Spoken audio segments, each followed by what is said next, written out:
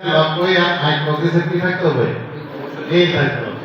মিল না থাকলে অনেকে লক্ষ্যই ন্যাশনালে আর পাস করে না। লক্ষ্যই সব পারে, লক্ষ্যই কেন হাইপোথিসিসের সাথে মিলে না। লক্ষ্যই অনেকে মনে করে লিখে দিলাম, এটা হয়ে গেল তা না।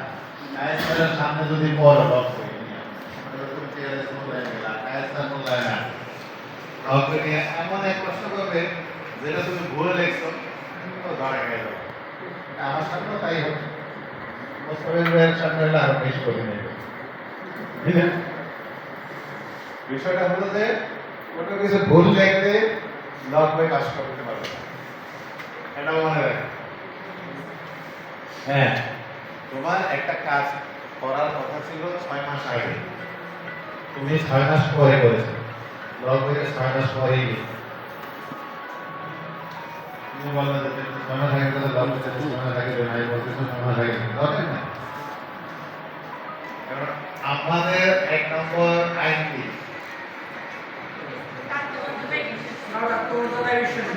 এটা হয়েছে এর আগে তবে স্কাউট আত্মমর্যাদায় বিশ্বাস। আত্মমর্যাদার অর্থ কি? কে বলছিল? সৎ ও সত্যবাদী হবে। আমার মিথ্যা বলার দরকার আছে?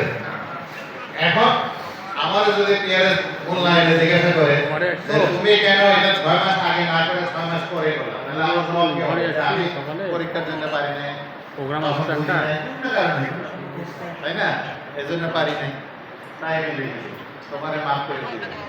আর তুমি 6 মাস পরে লিখছো 6 মাস আগে, এইটা মাফ হয় না। আমাদের টিআরএস এর রেকর্ড আছে, ন্যাশনাল মূল্যায়নে শুক্রবার দিন টিআরএস ক্যাম্পে আসা সম্ভব। অনেক টিআরএস আমার এখন অভিযোগ নেই।